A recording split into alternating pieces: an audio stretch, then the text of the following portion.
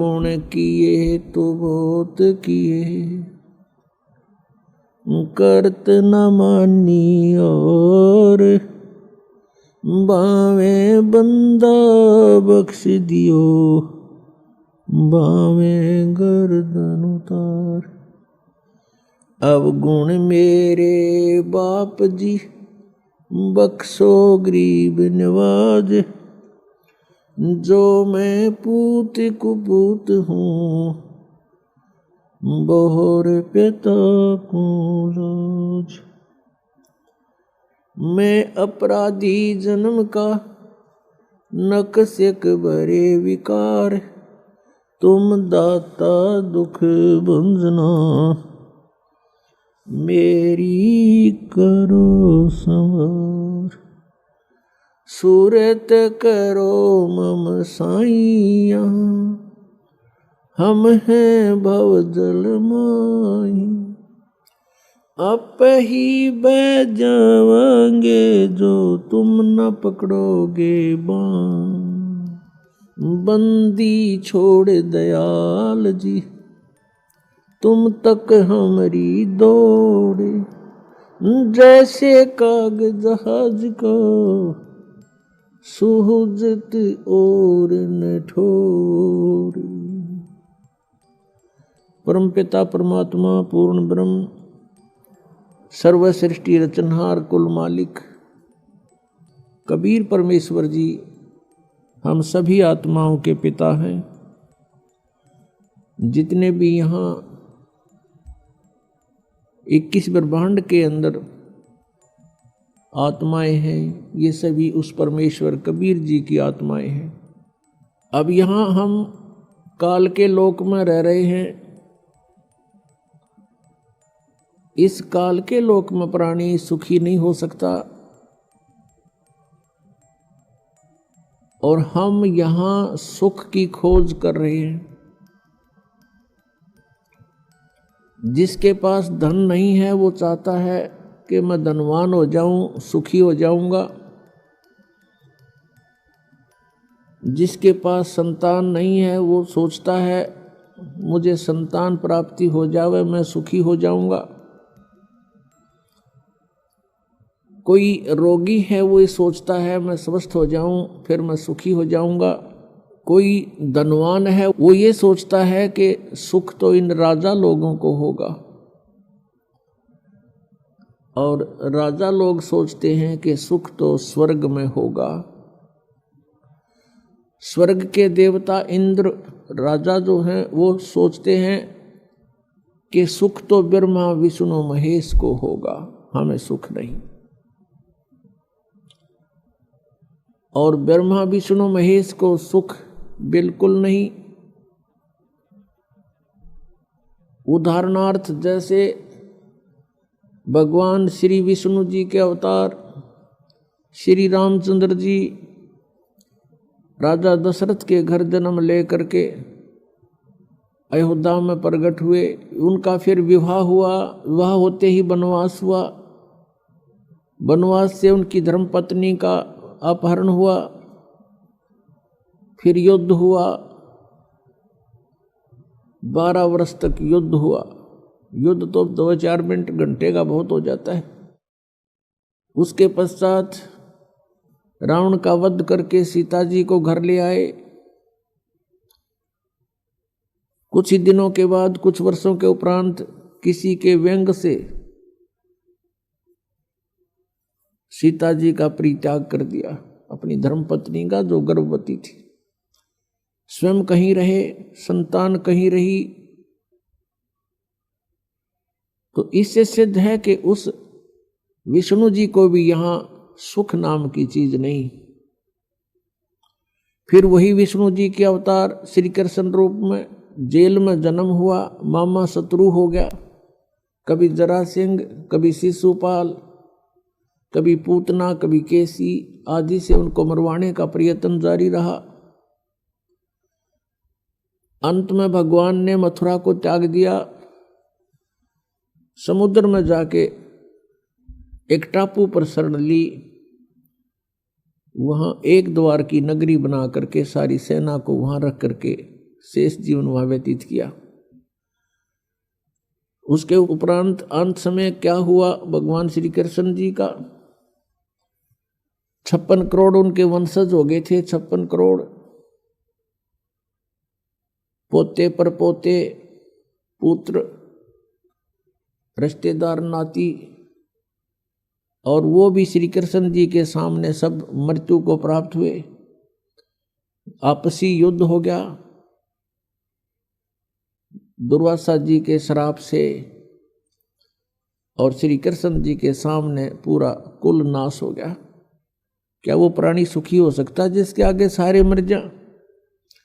तो यहां परमात्मा कबीर परमेश्वर जी हमें याद दिलाते हैं,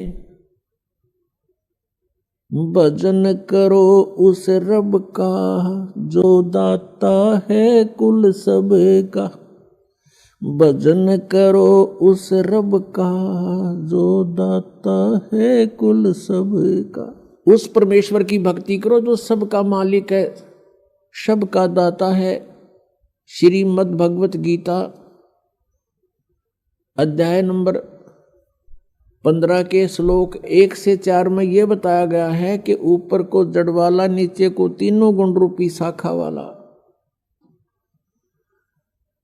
ये उल्टा लटका हुआ संसार रूपी वृक्ष है। ऊपर को मूल जो जड़ें हैं वो तो समझो परम अक्षर ब्रह्म है, पूर्ण परमात्मा, वो सब का मालिक। और नीचे को तीनों गुण रूपी शाखा, रजगुण ब्रह्मा, सतगुण विष्णु, तमगुण शिव जी रूपी शाखाएं हैं। और जो संत इन उल्टे लटके हुए संसार रूपी वृक्ष के सभी विभागों को भिन्न भिन्न बताता है, स वेदवित, वो वेद के तात्पर्य को जानने वाला है, अर्थात वो तत्वदर्शी संत है। परमेश्वर स्वयं भूमिका करते हैं, सतलोक से चलकर यहाँ आते हैं। यहाँ के भगवान काल द्वारा फैलाया गया अज्ञान, उसका नाश करते हैं, अपने तत्व ज्ञान रूपी टॉर्च से उस अंधेरे को हटाते हैं।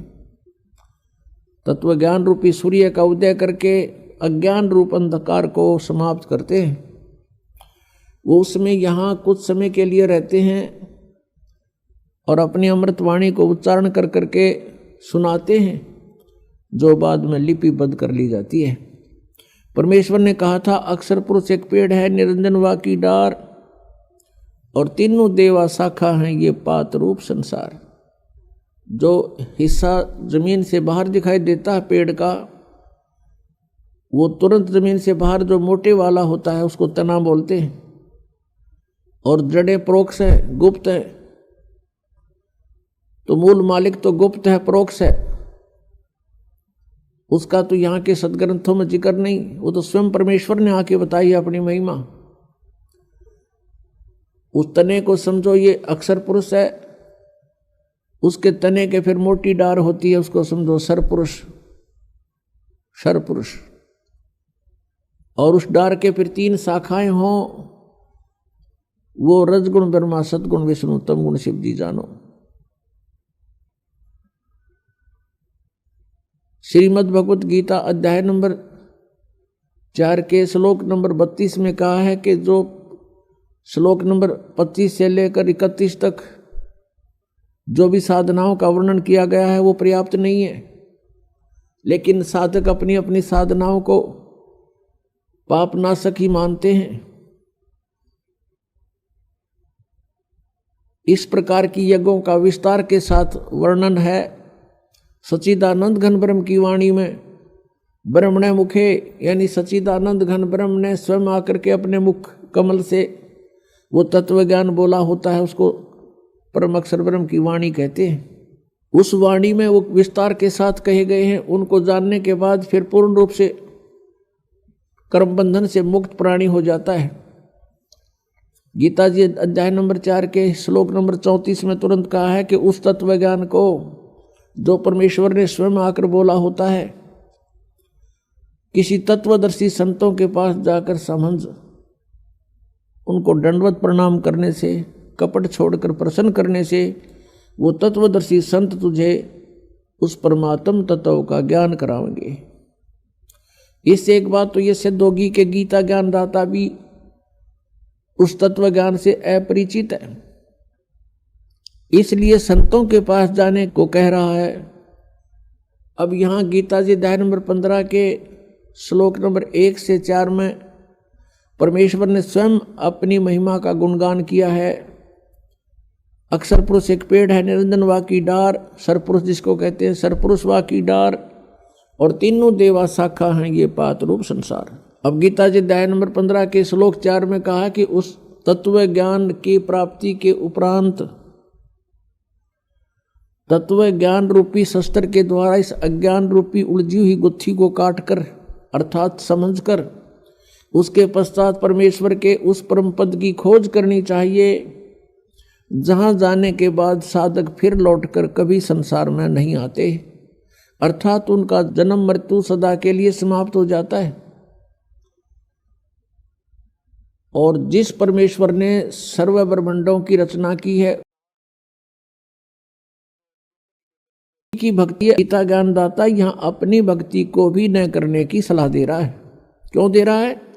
क्योंकि गीता जी अध्याय नंबर 4 के श्लोक नंबर 5 तथा 9 में, गीता अध्याय नंबर 2 श्लोक 12 में, गीता अध्याय नंबर 10 श्लोक 2 में ये स्वयं कहता, अर्जुन तेरे और मेरे बहुत जन्म हो चुके हैं, तू नहीं जानता मैं जानता हूं। इससे सिद्ध है कि गीता ज्ञानदाता की भी जन्म मृत्यु होती है। ये पूर्ण मोक्ष नहीं होता, ना इसकी साधना से पूर्ण मोक्ष हो सकता, और ये भी नाशवान है। इसलिए गीता ज्ञानदाता गीता अध्याय नंबर 18 के श्लोक नंबर 62 में कहता है कि अर्जुन तू सर्वभाव से उस परमेश्वर की शरण में जा जिसकी कृपा से तू परम शांति को और सनातन परम धाम को प्राप्त होगा। जब तक प्राणी जन्म और मृत्यु के अंदर है इसको शांति नहीं हो सकती, चाहे ब्रह्मा की पदवी पा ले, चाहे विष्णु की पदवी प्राप्त कर ले, चाहे शिव की पदवी प्राप्त कर ले, या छोटे मोटे राजाओं का तो अब कोई अस्तित्व नहीं है, जबकि ब्रह्मा विष्णु महेश तक की पदवी पर प्राणी सुखी नहीं है। इसलिए गीता जी अध्याय नंबर 7 के श्लोक नंबर 18 में गीता ज्ञानदाता कहता है कि जितने भी भक्त हैं, साधक हैं, जिन्होंने वेदों को जाना समझा और तत्वदर्शी संत ना मिलने से अपने आप निष्कर्ष निकाल लिया, ओम नाम को मोक्षदायक मान लिया और ब्रह्म को सुप्रीम पावर मान लिया, सुप्रीम गॉड मान लिया, इस भूल के कारण ये उदार आत्मा, नेक आत्माएं, ये ज्ञानी आत्मा है तो अच्छी नेक है, लेकिन मेरे वाली अनूत गीता ज्ञानदाता कहता है कि मेरे वाली गति यानी ब्रह्म की गति, ब्रह्म से मिलने वाले लाभ, ओम नाम से जो जाप होता है वो ब्रह्म का है, और ब्रह्म से जो लाभ है उसको कहते हैं वो मेरी गति है। गीता ज्ञानदाता ब्रह्म बोल रहा है श्री कृष्ण जी में, और ये भी अनुत्तम है, ये भी घटिया है, व्यर्थ है, क्योंकि जन्म और मृत्यु अर्जुन तेरे भी और मेरे भी सदा रहेंगे।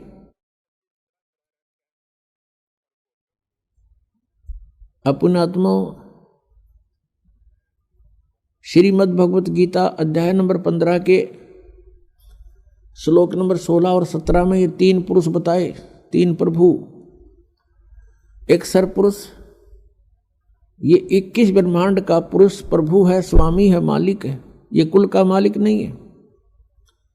अक्षर पुरुष जो पेड़ का तना कहलाता है, ये 7 संघ ब्रह्मांड का स्वामी है, ये कुल का मालिक नहीं है। गीता जी अध्याय नंबर 15 के श्लोक 16 में कहा कि सरपुरुष और अक्षर पुरुष ये 2 प्रभु प्रसिद्ध हैं, और इनके लोकों में तथा ये स्वयं जितने भी प्राणी हैं ये सभी नाशवान हैं, और जीवात्मा सभी की अमर है। इसलिए गीता जी अध्याय नंबर 15 के श्लोक 17 में तुरंत कहा है कि उत्तम पुरुष तो अन्य परमात्मा इति उदाहरते, कि पुरुषोत्तम श्रेष्ठ प्रभु, श्रेष्ठ परमात्मा, कुल का मालिक तो कोई और है जिसे परमात्मा कहते हैं। परमात्मा का अर्थ होता है श्रेष्ठ आत्मा, और श्रेष्ठ आत्मा वो होती है जिसकी शरण में कोई प्राणी दुखी नहीं हो सकता, केवल सुख सुख प्राप्त होता है। लेकिन यहां प्रभु पुरुष परमात्मा स्वयंभू घने हो गए, इसलिए यहां परमात्मा ने डिफाइन करना पड़ा कि उसको परमात्मा कहते हैं जो सबसे उत्तम सरपुरुष और अक्षर पुरुष से भी कोई अन्य है और है, और वही तीनों लोकों में प्रवेश करके सबका धारण पोषण करता है। वो है वास्तव में अविनाशी परमेश्वर। पुण्यात्मा, हम सभी कहते थे भक्ति कर ले भाई, किसी भी संत या पंथ में या किसी ग्रंथ में हम पढ़ा करते थे तो सभी प्रेरणा करते थे भगवान की भक्ति करो भाई। मनुष्य जीवन बार बार प्राप्त नहीं होता, परमात्मा की भक्ति करनी चाहिए। मनुष्य जीवन का मुख्य उद्देश्य ही भक्ति करना है। लेकिन हमें ये नहीं पता था कि कौन से राम की भक्ति करें, कौन से प्रभु की हम भक्ति करें।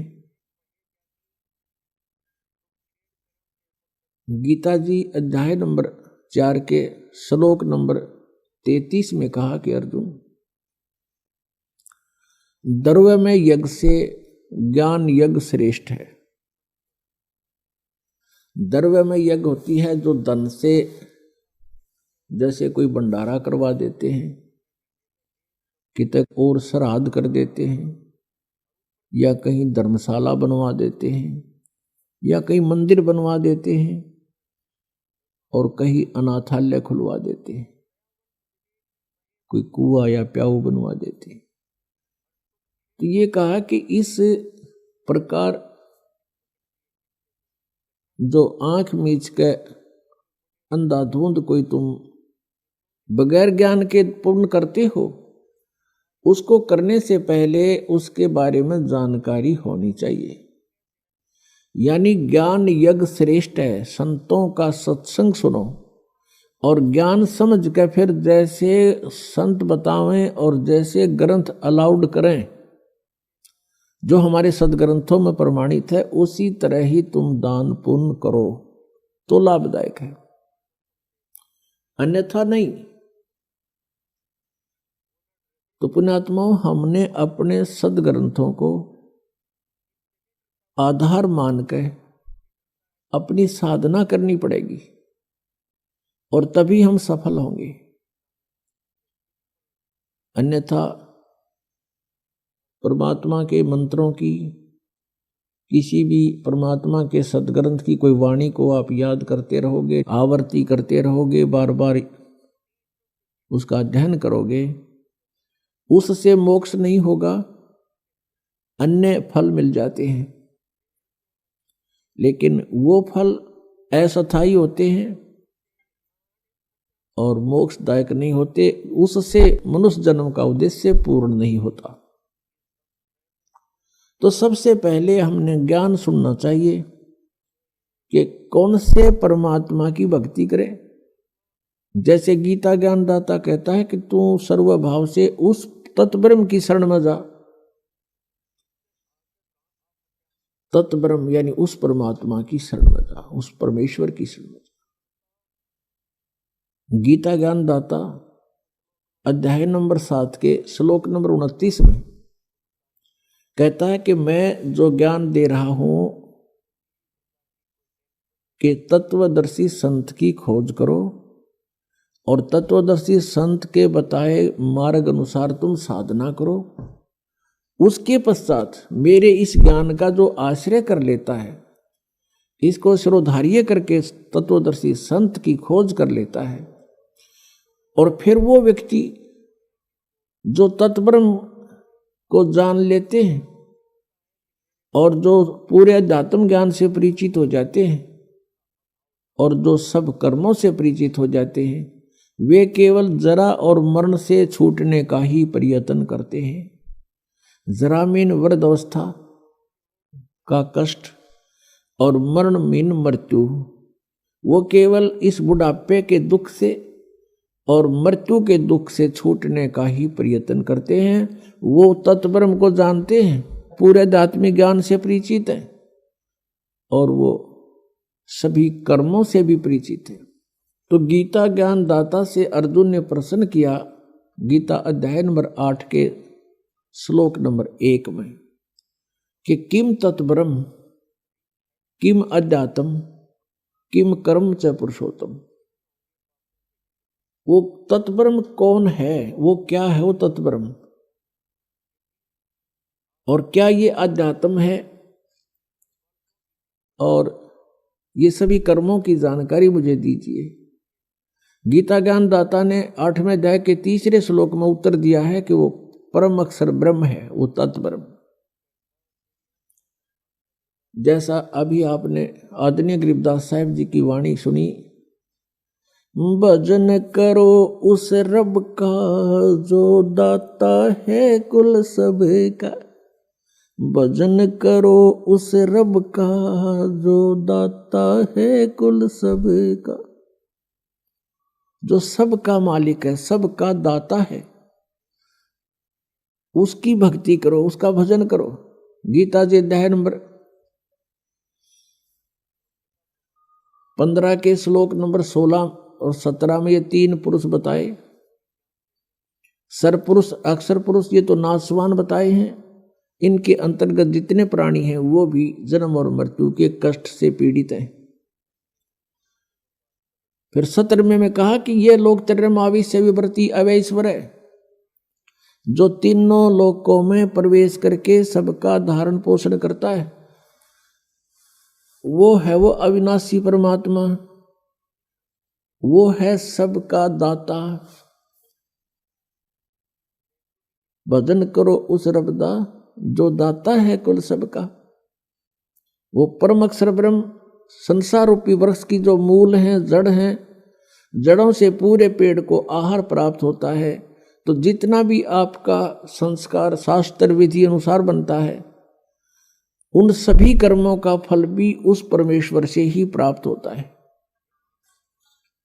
उस परमेश्वर ने विधान बनाकर इस काल को दिया है, ये केवल इस विधान का पालन करता है, साथ में ये मिसगाइड भी करता रहता है कि ये प्राणी मेरे जाल में फंसे रहें। तो अब हमने ये चुनना है, ये सिलेक्ट करना है कि कौन से परमात्मा की हम भक्ति करें। जैसे कोई ब्रह्मा जी का उपासक है या श्री विष्णु जी की भक्ति करता है या श्री शंकर जी की साधना में रत है। अब ब्रह्मा जी का उपासक ब्रह्मा जी के लोक में जाएगा और वहां जाकर के प्रत्येक लोक में एक रेस्टोरेंट होता है और उस रेस्टोरेंट के अंदर, जिसको स्वर्ग कहते हैं, उस स्वर्ग के अंदर ये प्राणी चला जाता है और इसके जितने भी पुण्य होते हैं वहां डिपॉजिट हो जाते हैं। और जब इसके पुण्य समाप्त हो जाते हैं, उसी समय उस प्राणी को वहां से धकेल दिया जाता है। जैसे जबरदस्ती यहां मृत्यु कर दी जाती है, ऐसे जबरदस्ती उसको वहां से वापस भेज दिया जाता है। और विष्णु जी का जो पुजारी है वो विष्णु के लोक में जाता है। विष्णु जी के लोक में भी ऐसे एक कॉमन रेस्टोरेंट है, वहां जो प्राणी जाता है उसके पुण्यों को वहां डिपॉजिट कर लिया जाता है, जमा कर लिया जाता है। और जब वो समाप्त हो जाते हैं, अपने पुण्यों से ही वो वहाँ सब कुछ सुविधाएं प्राप्त करता है।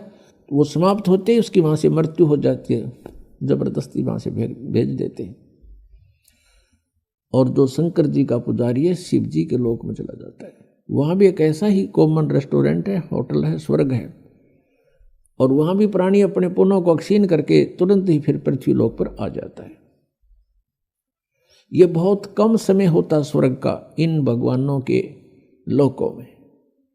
एक कॉमन स्वर्ग है, कॉमन स्वर्ग, जो आम आदमी साधारण पुण्य करते रहते हैं, उनके भी कुछ स्वर्ग समय बन जाता है।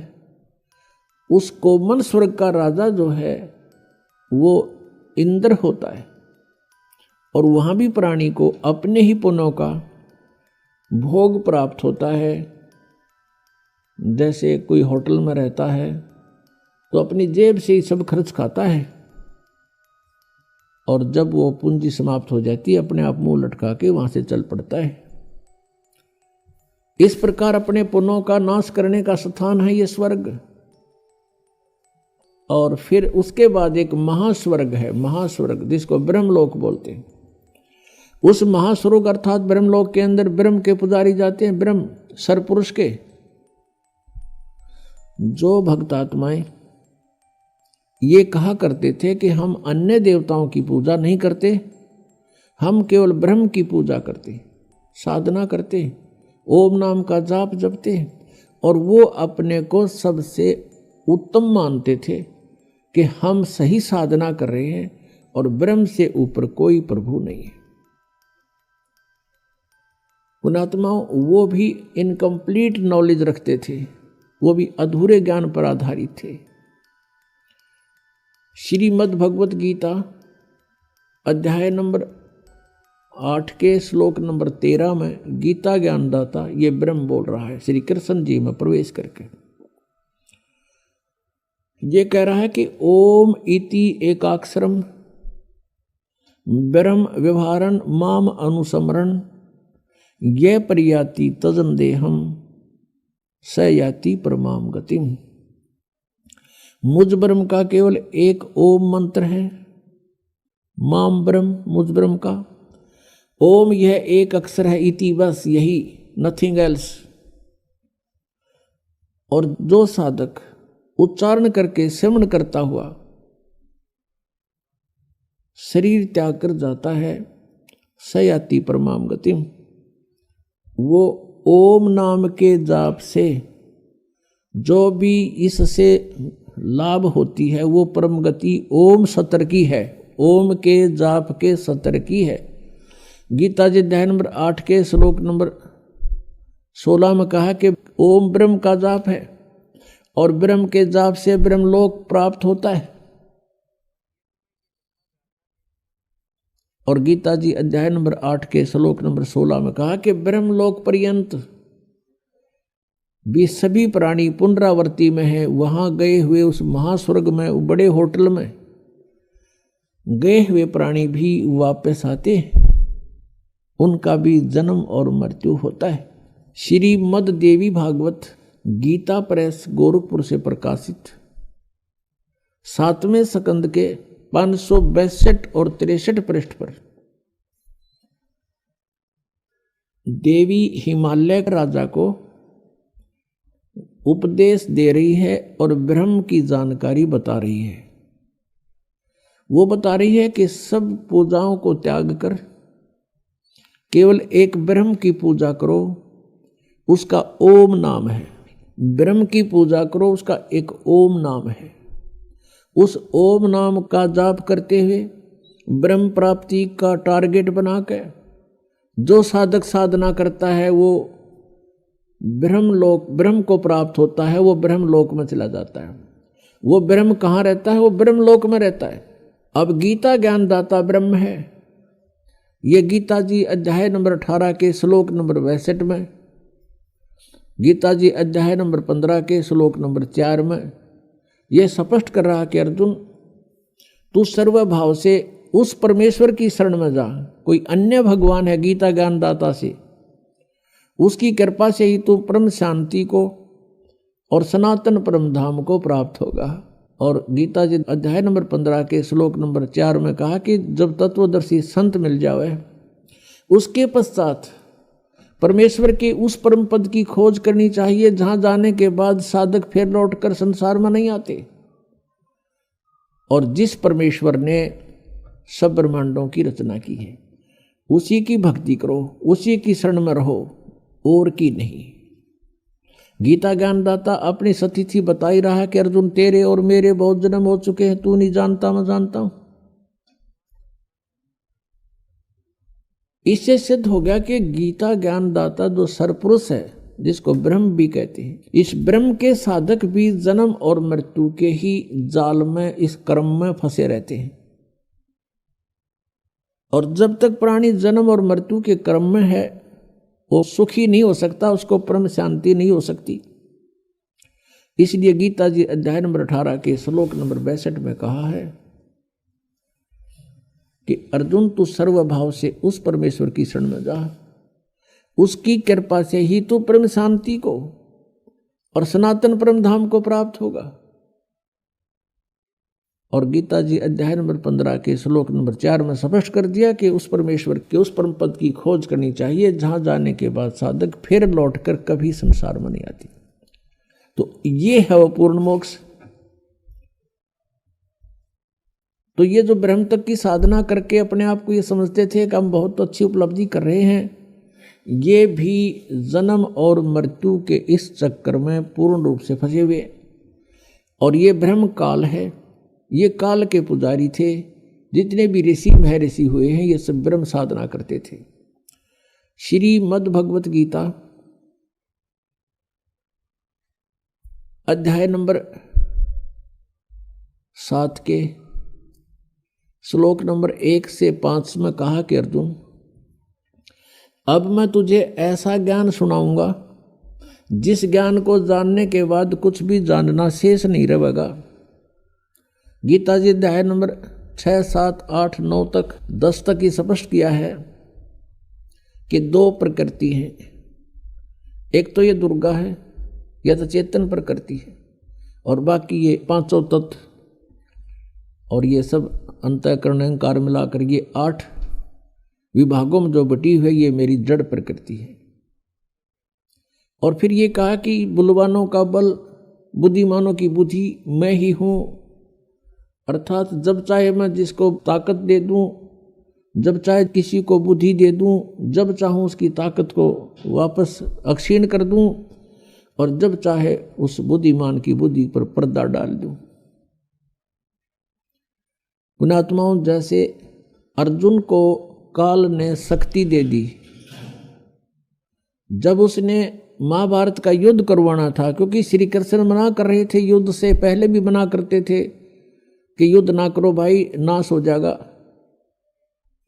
तुम भी मारे जा सकते हो और कौरव भी मारे जा सकते हैं। और कौरवों को भी समझाया करते थे कि युद्ध अच्छा नहीं होता, कुल नाश हो जाएगा तुम्हारा, अपना भाई बंटवारा कर लो मिलजुल कर। नहीं हुआ तो अंत में प्रभु ने यहाँ तक कह दिया था, भगवान श्री कृष्ण जी ने, एक तरफ मेरी सेना होगी, एक तरफ मैं होऊंगा, और मैं हथियार भी नहीं उठाऊंगा।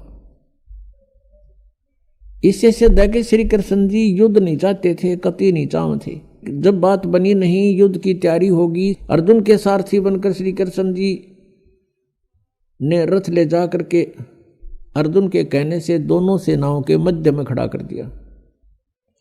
अब अर्जुन ने देखा सामने भाई खड़े हैं, भतीजे खड़े हैं, भाइयों की बेटियों के पति खड़े हैं,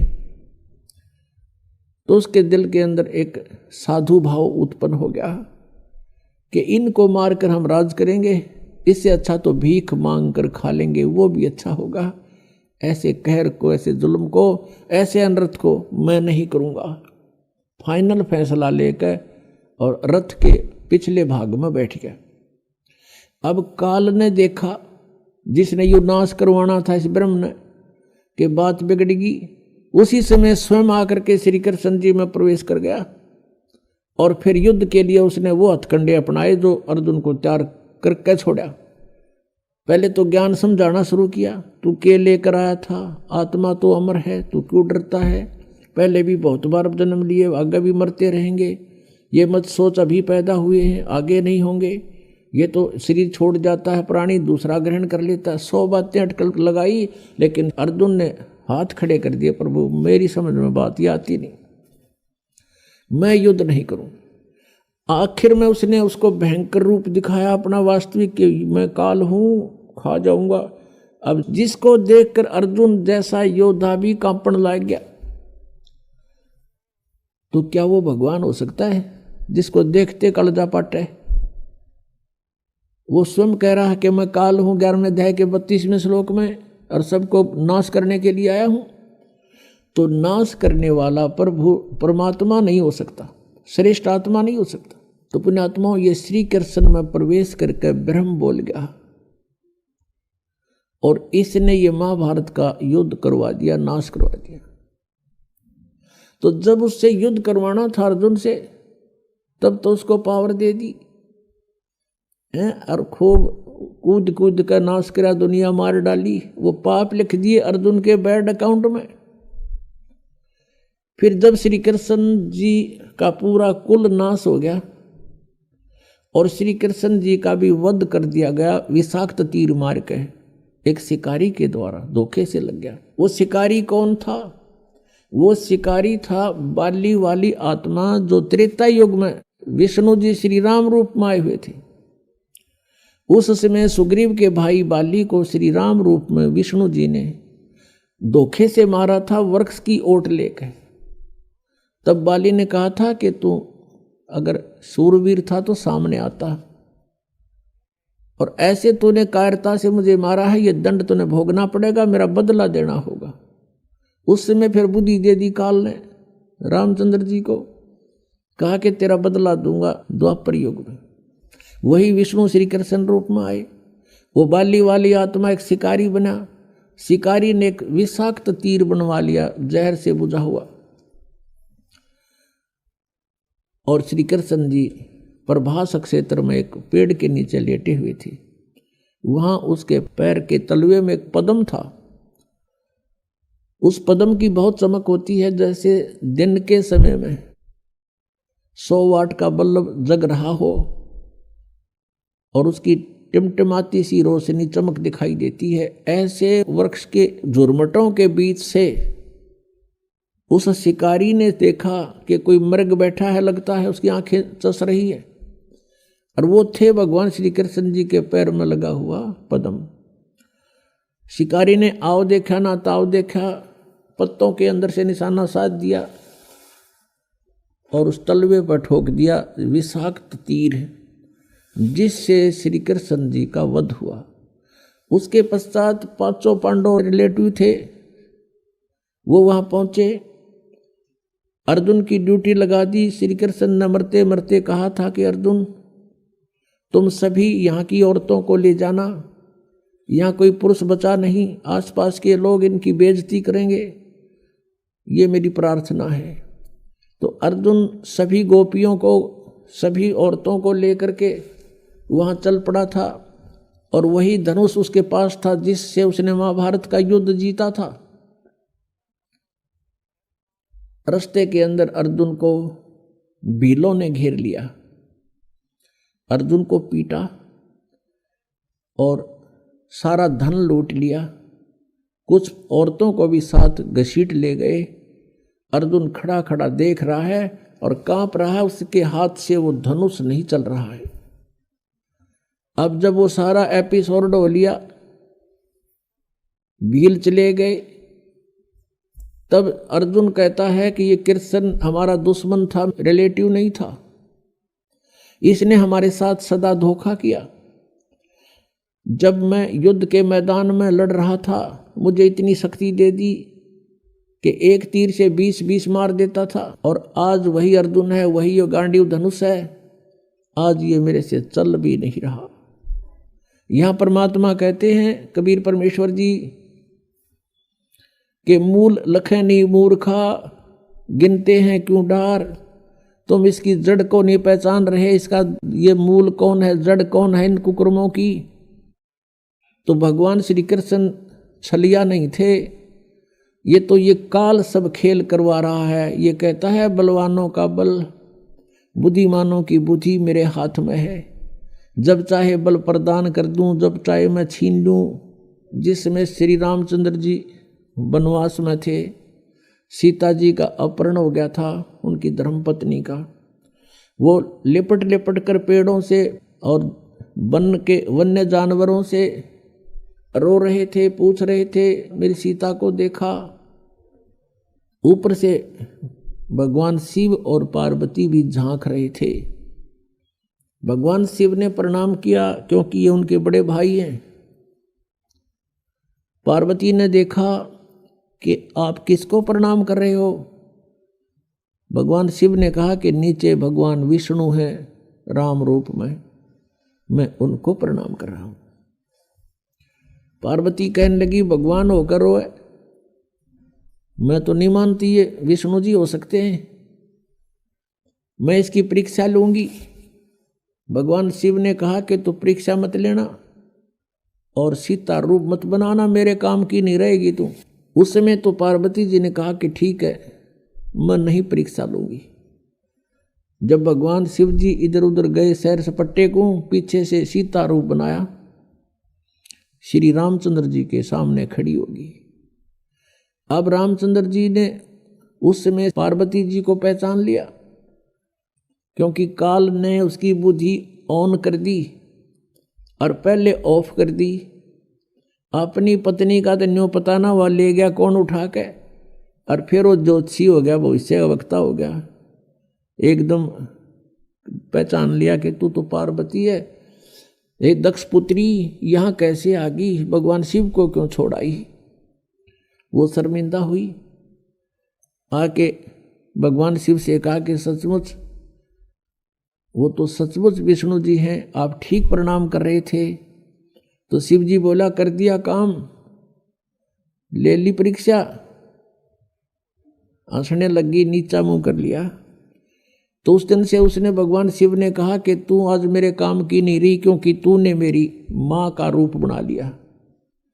बड़े भाई की पत्नी माता के तुल्य होती है, कि तूने मेरी माँ का रूप बना लिया, मेरे काम की पत्नी रूप में नहीं रही। तो पुण्यात्मा युग काल के इसे बखेड़े हैं। अब उस पार्वती ने सोचा कि यो पक्का है जद का। अब यो मुंह तो बोला नहीं, बोलना बंद कर दिया। कई दिन तो रही उसके साथ, फिर वो बात ही नहीं कर रहा, मुंह फेर कर बैठ जाता है। पार्वती ने सोचा यो तो नरक हो गया, घर नहीं रहा। तो बेटी को फिर कुछ दिखाई नहीं देता, अपना पीहर दिखाई देता है माय का। उन्हें सोचा अपने माँ के चलती हूँ, कुछ दिन इसकी बुद्धि ठिकाना आ जाएगी। अब वो आ गई राजा दक्ष के घर पे, अपने पिता के घर पे। उधर से राजा दक्ष के घर पर एक यज्ञ चल रहा था, धार्मिक अनुष्ठान हो रहा था।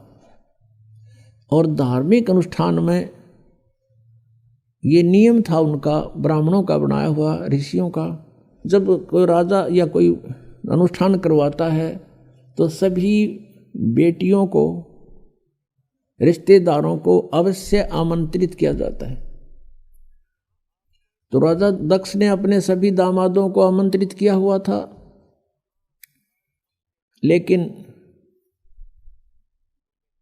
शिव को और पार्वती यानी उस शक्ति को नहीं आमंत्रित किया था, अपनी पुत्री को। कारण क्या था कि भगवान शिव के साथ उसने, गिरिजा ने अपनी मर्जी से विवाह किया था। राजा दक्ष इस विवाह के पक्ष में नहीं था। बहुत विरोध भी करने के बाद इस गिरिजा ने भगवान शिव से विवाह करके चली गई थी। इससे अक्षुब्ध होने के कारण पार्वती को और शिव को नहीं बुलाया था। तो पार्वती ने घर पे देखा कि सभी बहन आई हुई हैं और उनके पति भी आए हुए हैं, उनका उचित आसन दे रखा है, सबका प्रतिदिन का भाग भी उनको समर्पित कर रखा है। जैसे पंडित, आपने देखा होगा ना, पंडितों का सांग न्यारा होता है।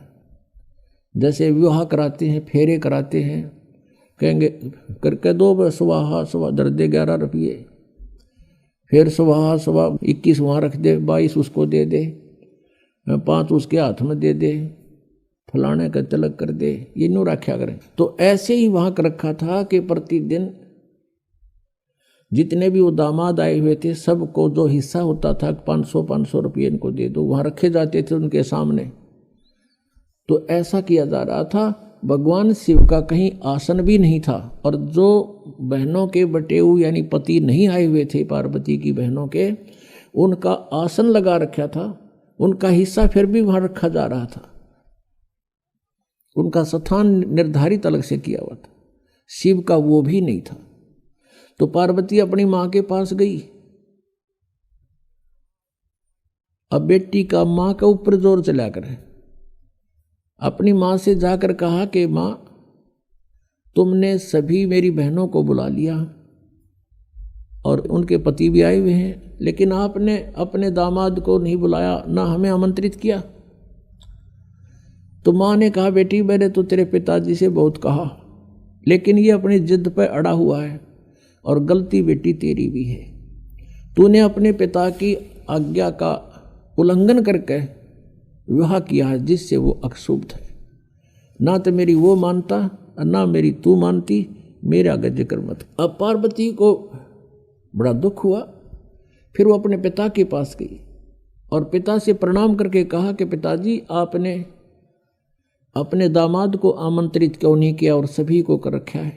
राजा दक्ष ने कहा कि तेरे को किसने बुलाया है, तू आई क्यों यहाँ पर, बिना बुलाए नहीं आना चाहिए था तुझे।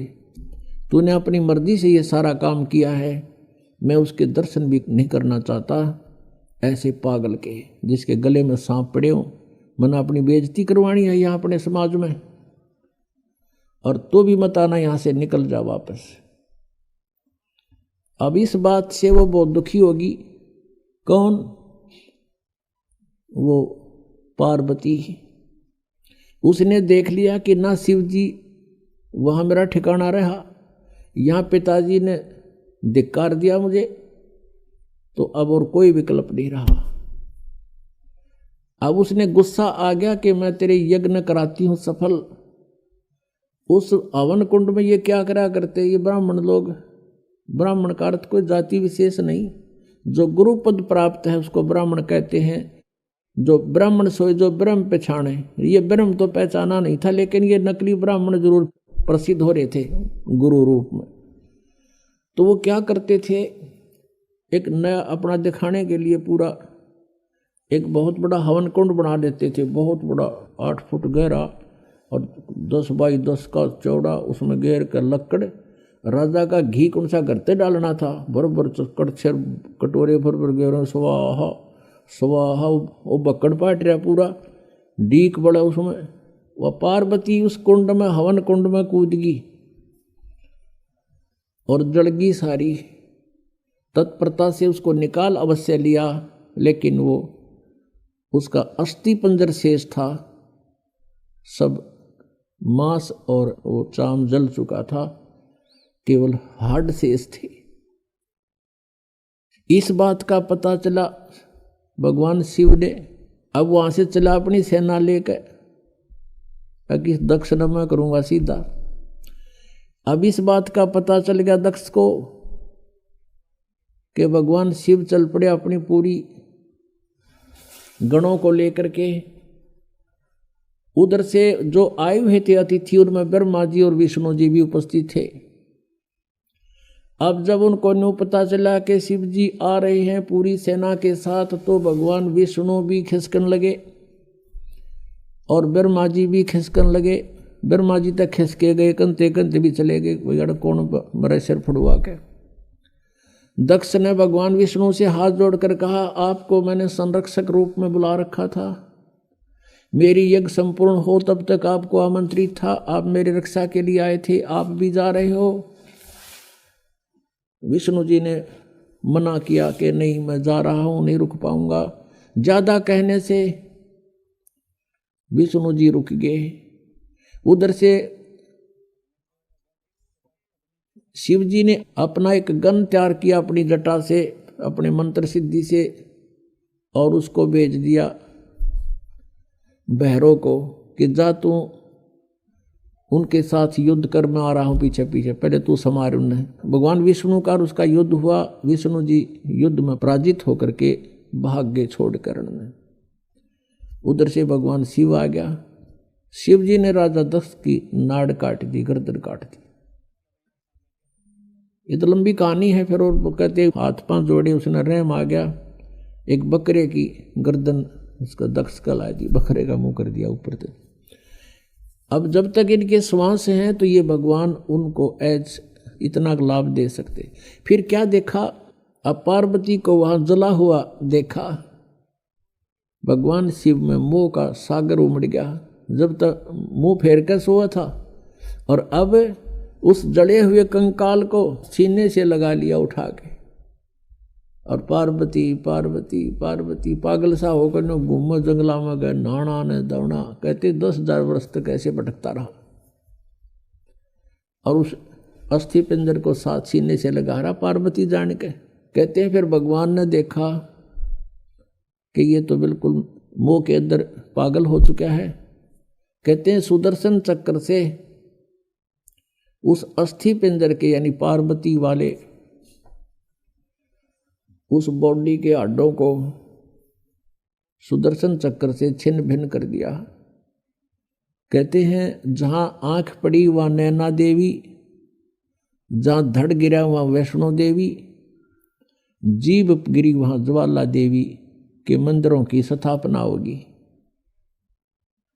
अपुणात्माओं ये जैसे वैष्णो देवी का मंदिर, ज्वाला जी का मंदिर और जैसे नैना देवी का मंदिर, ये जो मंदिर होते हैं ये यादगार होती हैं।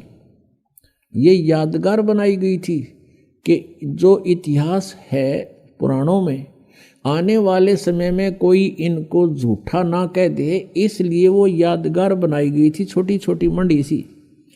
और वहाँ पर पुजारी बैठा दिए गए थे, आसपास के लोगों के द्वारा एक पैसा इकट्ठा करके उनको वहाँ एक नौकरी के तौर पर छोड़ दिया था कि तुम आने वालों को यहाँ कोई दर्शनार्थ आवत इतिहास बताना कि ये मंदिर ऐसे बना है। बस इतना काम था उस पुजारी का।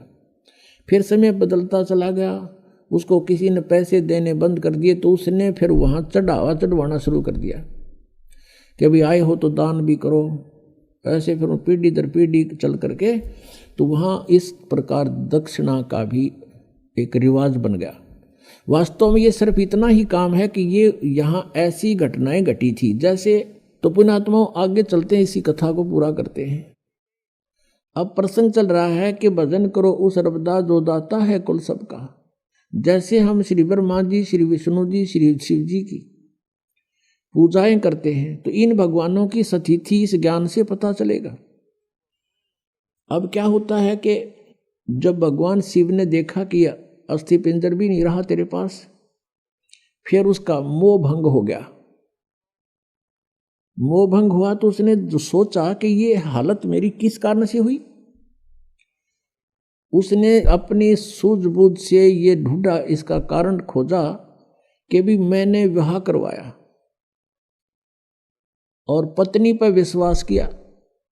मेरी पत्नी ने मेरे से विश्वासघात किया, मेरे से पीछे से जाकर के एक परपुरुष से इसने बात की और अन्य रूप धारण कर लिया। ये कुछ भी कर सकती थी, जिस कारण से वो अक्षुब्ध हो गया और उससे बात करनी बंद कर दी कि मैं तेरे ऊपर बहुत विश्वास करता था, तू भी विश्वासघातन निकली, तो मैं किस पे विश्वास करूं। इस निष्कर्ष से भगवान शिव ने सोचा कि मैंने विवाह करवाया तो पत्नी में मोह हुआ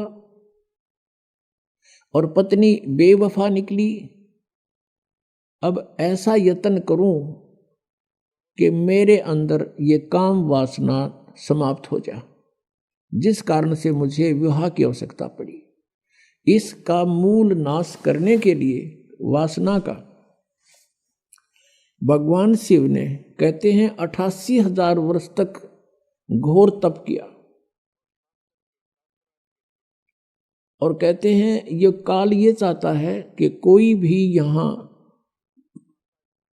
प्राणी विवाह के बिना ना रहे, यानी वासनाओं को कोई कंट्रोल ना कर ले, कहीं यहाँ पर फिर रिवाज पड़ जावे और संतानों उत्पत्ति ना करें। संतानों उत्पत्ति नहीं करेंगे तो मैं खाऊंगा कैसे, हम तो उसके बकरे और बकरियां हैं काल के।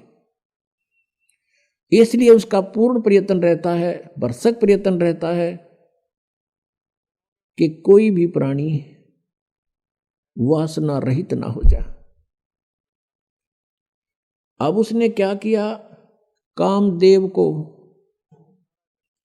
एक पुरुष रूप तैयार करके वहां भेज दिया। अपना आत्मा जैसे ऑल आउट होती है ऑल आउट को कहीं लगा दिया जाओ घर के कमरे किसी कक्ष में, तो वहाँ मच्छर चक्कर काटना शुरू कर देते हैं, उसके ऐसे डगमगा जाते हैं, गिरने लग जाते हैं, उनके बस की बात नहीं होती। ऐसे एक देव है, उसके अंदर उसने ये गुण विशेष भर रखा काल ने, और वो जाकर के वहां बैठा दिया उसके आसपास। तो उसके कारण भी भगवान शिव जी में कोई अंतर नहीं हुआ, वो तप करता ही रहा। फिर उसने कामदेव ने अपनी पत्नी, उसका नाम रति है, उसको भेजा। वो बहुत खूबसूरत है, भगवान शिव के सामने डांस करने लगी। उसने सारा कुछ कर लिया, भगवान शिव पर कोई असर नहीं हुआ।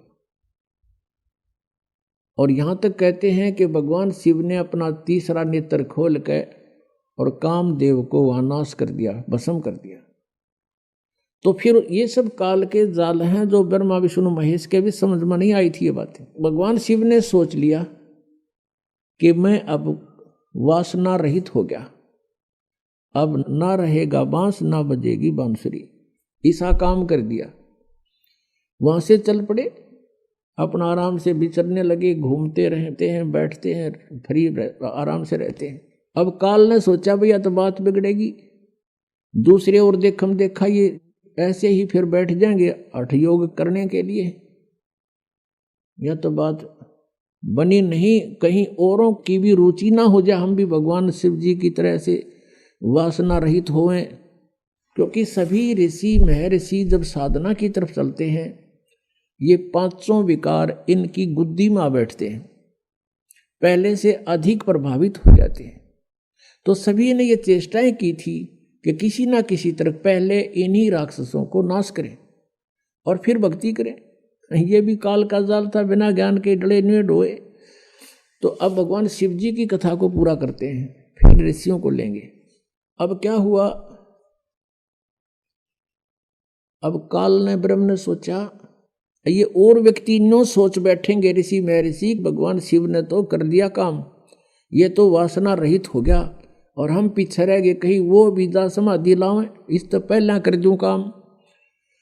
कुछ दिन के बाद शिव जी के अंदर प्रेरणा भर दी काल ने कि सुना है हमने कि जब सागर मंथन किया था उस समय विष निकला था, उस विष को मैंने पान कर लिया था, पी लिया था, जिस कारण से मैं अचेत हो गया था। और जो बताते हैं उसमें से अमृत निकला था या शराब निकली थी, दारू मदिरा, 2 कलश निकले थे। राक्षसों ने अमृत का कलश उठा लिया था, और राक्षस यदि अमृत पी जाते तो अमर हो जाते। इसलिए भगवान विष्णु ने एक मोहिनी रूप बनाकर एक स्त्री का और राक्षसों में जाके डांस किया था। कहते हैं बहुत सुंदर थी वो मोहिनी रूप में, भगवान बड़े सुंदर लग रहे थे और राक्षस मोहित हो गए थे। राक्षसों से वो अमृत का कलश सिर पे रख के डांस करती करती उनको मदहोश कर दिया था।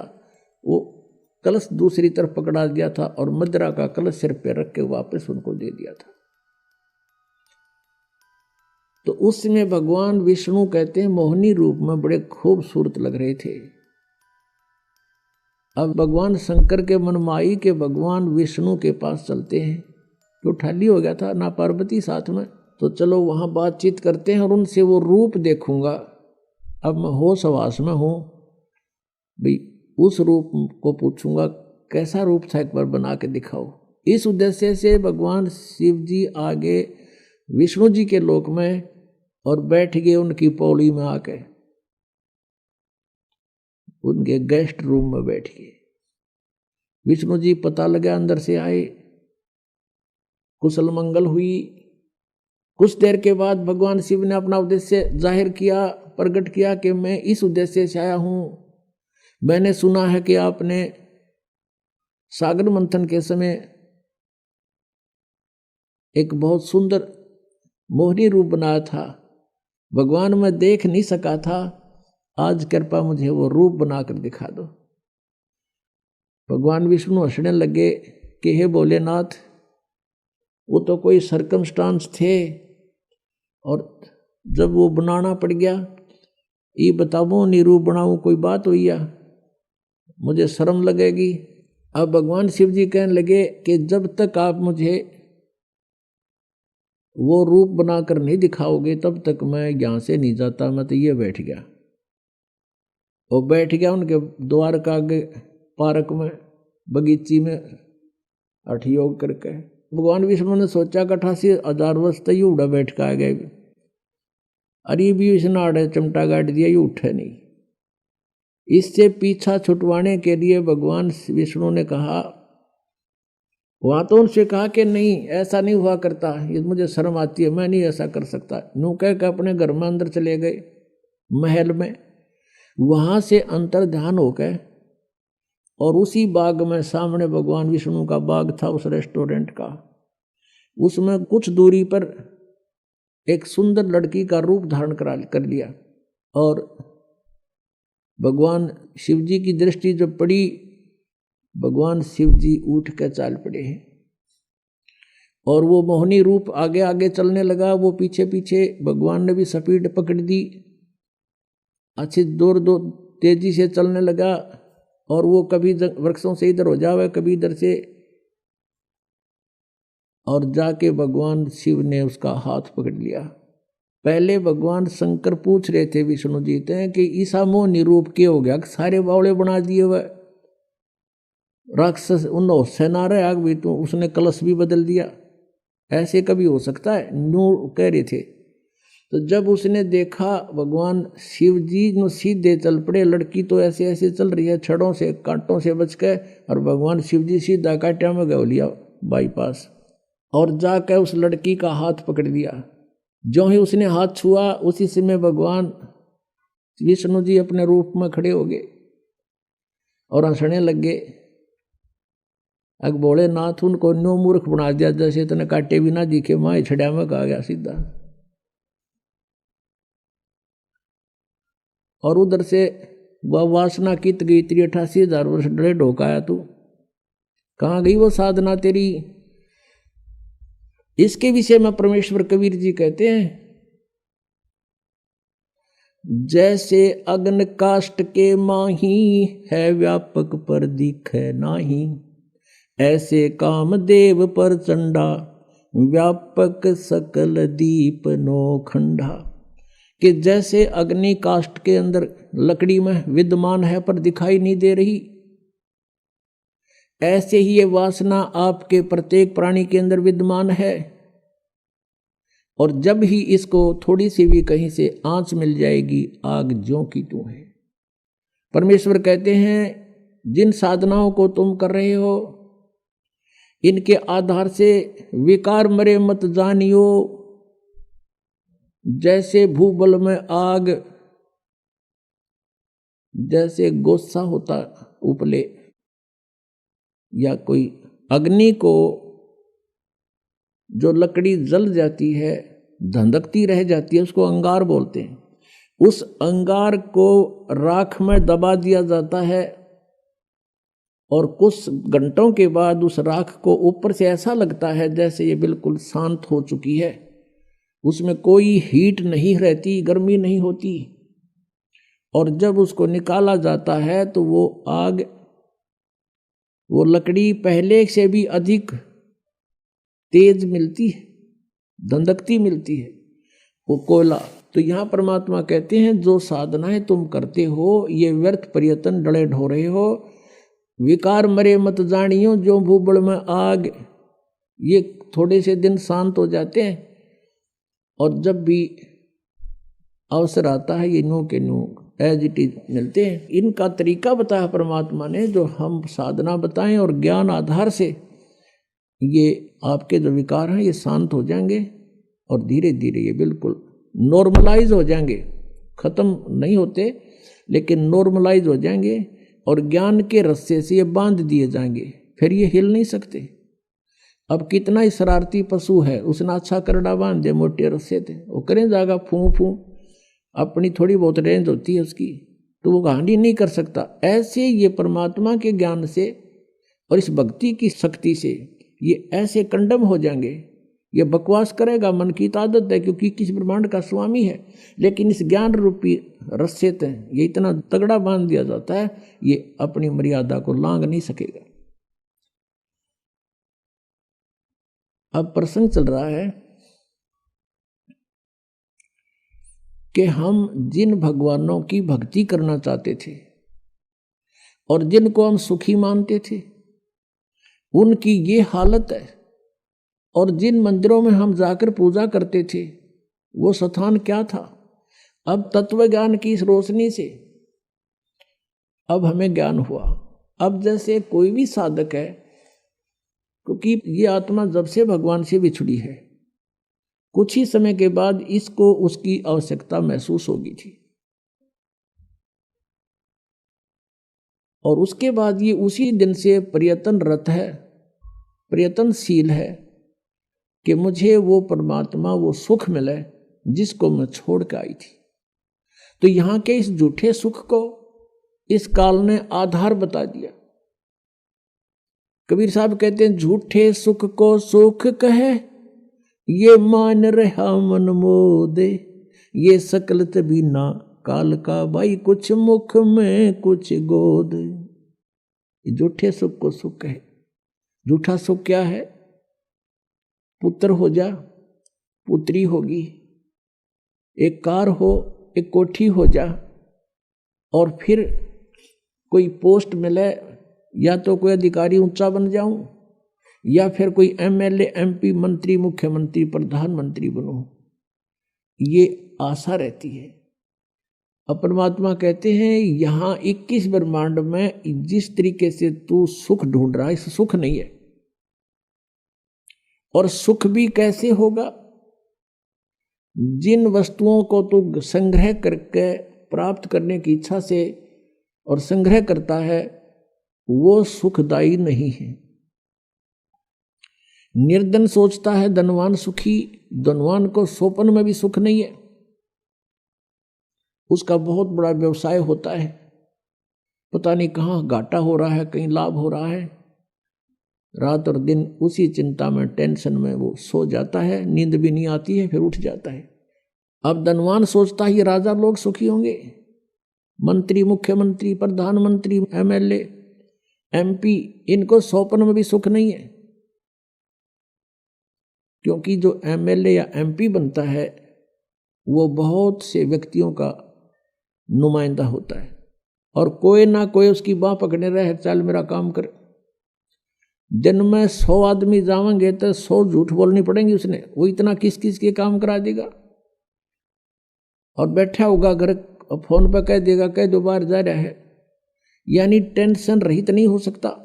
यही स्थिति मंत्री और मुख्यमंत्री, प्रधानमंत्री की जानो, तो यहाँ जीव सुखी नहीं, और पिछले पुण्य का नाश कर रहे हैं अपने का ये। अब परमात्मा कहते हैं, अगम निगम को खोज ले, बुद्धि विवेक विचारे, उदय अस्त का राज मिले, तो बिन नाम बेगारे। ओए होए, तुम तो एक एमएलए, एमपी, सरपंच बन गए, इसम का पीटन लग गए। कहते हैं, उदय अस्त का राज तुम्हें दे दे, और यदि ये भक्ति तुम्हारे पास नहीं है तो तुम बेगार कर रहे हो। बेगार, बेगार की परिभाषा बताते हैं। एक समय एक टेम्पू वाला प्रतिदिन सवारी लेने आता था, वो एक दिन नहीं आया। अगले दिन उसके साथियों ने पूछा कि दूसरे जो टेम्पू वाले थे कि कल नहीं आया, क्या कारण था, कुशल तो है? उसने बताया, कल मैं बेगार में फंस गया था। आज से 40 वर्ष पहले की बात है। उस समय क्या होता था, पुलिस वालों के पास कन्वेंस नहीं होते थे थानों में, और वो किसी ऐसे ही ट्रैफिक में से किसी की कोई जीप पकड़ दी, या कोई बड़ा 3 व्हीलर था वो पकड़ लिया, उसको ले गए कहीं रेड लगाने के लिए, मुर्जिम पकड़ने के लिए, या कहीं उन्होंने छापा मारना होता है, रेड डालनी होती है, वहाँ ले गए। तो उस दिन क्या होता है, उसको 4 बजे उठा लिया सुबह, और ले गए इधर के उधर, उधर के उधर, चलो वहाँ चलो वहाँ। और वो तेल भी अपने पल्ले से डाल रहा है, खाना भी अपने पल्ले से खा रहा है, और 1 मिनट की फुर्सत नहीं, सारा दिन इधर चल उधर चल, रात के 12 बजे छोड़ा। तो सुबह बता रहा था कल मैं बेगार में फंस गया, 200 रुपये का नाश हो गया। उस समय 200 रुपये आज के 20,000 रुपये, समझ लो कि 20,000 रुपये घर तक खर्च कराया और 1 मिनट की फुर्सत नहीं, चलो चलो रही, रेल बनी रही मेरी, और 200 रुपये भी अपने पल्ले से बर्बाद कर दिया, पूंजी भी नष्ट करी। इसको बेगार बोलते हैं, यानी इनकम हुई नहीं और खर्चा खूब, 1 मिनट चैन नहीं, समय नहीं, कहीं भी रेस्ट नहीं। तो ऐसे ये उदय अस्त का राज भी किसी को मिल जाए पूरी पृथ्वी का, वो राजा भी ऐसे बेगार कर रहा है क्योंकि वो अपनी पिछली पूंजी को बर्बाद कर रहा है और चैन 1 मिनट की नहीं उसने। पुण्यात्मा, हम सुख की परिभाषा ही भूल चुके हैं। एक व्यक्ति के 3 बेटे थे, एक की मृत्यु होगी। अब वो रोए बेचारा, उसको सांत्वना देने के लिए आए। उनमें से एक व्यक्ति ऐसा भी था जिसका एक का पुत्र था और उसकी मृत्यु भी 3 वर्ष पहले 4 वर्ष पहले हो चुकी थी। तो उन्होंने बताया, वो सांत्वना व्यक्त करने वालों ने, कि भाई अब कुछ नहीं बनने वाला, संतोष करो, देखो इसका इकलौता पुत्र था, वो भी मृत्यु को प्राप्त हो गया, इसने भी संतुष्टि कर ली, सब्र करो। उस व्यक्ति को जिसके 3 पुत्रों में से एक की मृत्यु हुई थी, राहत की सांस ली, रोना भी बंद कर दिया और फिर क्या सोचता है कि हे भगवान, इससे तो मैं ही अच्छा हूं, इससे तो मैं ही सुखी हूं, मेरा तो 2 और बच गए हैं, इसका तो एक ही था और वो ही मृत्यु को प्राप्त। बताओ, इससे उसने क्या मिल गया? क्या वो लड़का जीवित हो गया? तो ऐसे हमने अपना इस सुख की परिभाषा बदलनी पड़ रही है मजबूरी में। एक व्यक्ति कह रहा था कि मेरी पुत्री का जन्म हुआ, जन्म होते ही उसके गुदा नहीं थी, बड़ा चिंतित हुआ, खाना पीना छूट गया, इतनी टेंशन पूछो मत। हम ले गए मेडिकल में, सरकारी हॉस्पिटल पीजीआई में, उन्होंने एडमिट कर ली लड़की। वहाँ देखा 4 केस और थे ऐसे ही, फिर मुझे संतुष्टि होगी, ओहो चलो ये और भी है ऐसे ही। बताओ उसकी लड़की क्या कौन सी गुदा लाएगी उनको देखने थे। तो ये हमने न्यू देख लिया, और दुखी है तो हमने कोई चिंता नहीं, हम भी दुखी हैं, तो वो दुख को सुख मान लिया। तो परमात्मा कहते हैं झूठे सुख को सुख है ये मान रहा मनमोद, और ये सकल चबीना काल का, और कुछ मुख में कुछ गोद। अब परमात्मा कहते हैं जहां तुम जिस लोक में और जिन स्वर्गों में तुम सुख खोजने चले हो वहां सुख नहीं है। परमात्मा कहते हैं आगे गए ना बावड़े, रहते भी सब जान, बिन साहेब की बंदगी कहीं ठोर ठिकाना ना। कि जो पहले चले गए तुम्हारे यहां से, उन्होंने तो आके तुम्हें कुछ बताया ना, हमारी के बिरान मैटी हुई, और बाकी बच रही भी ऐसे ही चले जाएंगे। बिन साहेब की बंदगी भक्ति की तो ठोर ठिकाना ना। क्या बताते परमात्मा? जैसे मोती ओस का ऐसी तेरी आवे, गरीब दास करो बंदगी भाई बहोर ना ऐसा दाव। अब जैसे आप जी का मनुष्य जीवन है, मनुष्य जीवन में किसी ने पुण्य भक्ति की, पुण्य के साथ यहाँ पाप भी साथ डिपॉजिट होते हैं, पुण्य कम बनते हैं पाप ज्यादा बनते हैं। ये ऐसे अक्षेत्र में आप रह रहे हो। जैसे आप जी यहाँ ऐसा स्थान है, जैसे एक कोई फील्ड होता है, खेत है, और उसमें कुछ भी ना जो है, ना उसकी गुडाई करो ना उसको संवारो, उसमें अपने आप घास फूस अड़ंगा कुबाड़ इतना उग जाएगा दिखे नहीं धरती, और उसमें हमने खाने योग्य अपना अन्न प्राप्त करने के लिए, कनक बीजने के लिए उसमें कितनी मेहनत करनी पड़े है। पहले तो अड़ंगा काटना, फिर उसको हल या ट्रैक्टर से गुडाई करनी, जो उसको बाना, और फिर उसमें खर्चा लग गया, मेहनत और परिश्रम लग गया। और फिर उसमें खाद बीज डाला वो भी पैसे से, खाद डाला वो भी मोल, फिर सिंचाई करी उसका भी टैक्स, यानी इतना कुछ खर्चा करके जब वो 2 दाने प्राप्त हुए और वो घास आप पर जाम गया उस मडंगा जिसकी कति आवश्यकता नहीं थी, तो ये ऐसा क्षेत्र है जहां हम रह रहे हैं। परमात्मा कहते हैं पृथ्वी ऊपर पगजो धारे और करोड़ जीव एक दिन में मारे, हरी भांति पृथ्वी के रंगा, अंत कोट जीव उड़े पतंगा, जो चौका तुम देवो नेता, सत्य ब्राह्मण की है हत्या, ब्राह्मण सेंस हत्या जो होई, जल स्नान कर तो सोई, खान पान में दमन प्राणी, और कैसे पाओ तुम मोक्ष निशानी। कि एक तरफ तुम पुण्य कर रहे हो, इसके पैरेलल आपके पाप भी हो रहे हैं, और आप जी को दोनों का ही भोग प्राप्त होगा। आपके पुण्य अलग से लिखे जाते हैं और पाप अलग से लिखे जाते हैं। आप पुण्य के आधार से स्वर्ग गए,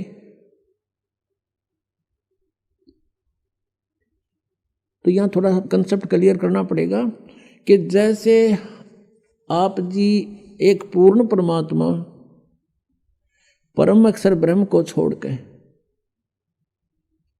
अन्य किसी को इष्ट बनाकर किसी भी प्रभु की, देव की पूजा करते हो, भगवान की, पुरुष की, जैसे सरपुरुष और अक्षर पुरुष। गीता जी अध्याय नंबर 15 के श्लोक 16-17 में 3 पुरुष बताए हैं कि सरपुरुष, एक अक्षर पुरुष, एक परम अक्षर पुरुष। उत्तम पुरुष तो अन्य वो परम अक्षर पुरुष है, परम अक्षर ब्रह्म है। गीता जी अध्याय नंबर 8 के श्लोक नंबर 3 में जिसके विषय में कहा गया कि वो परम अक्षर ब्रह्म है। अर्जुन ने जब गीता जी अध्याय नंबर 8 के श्लोक नंबर 1 में प्रश्न किया था, उसका उत्तर 8 के 3 में दिया। तो ये 3 पुरुष हैं, सरपुरुष भी नाशवान, अक्षर पुरुष भी नाशवान, केवल परम अक्षर पुरुष, परम अक्षर ब्रह्म, ये अविनाशी परमात्मा है। आज का जो सत्संग का विषय है, भजन करो उस सर्वदा जो दाता है कुल सबका। अब ये कंसेप्ट क्लियर करने के लिए सारा कुछ इतिहास जीवनी सुनाई जा रही है।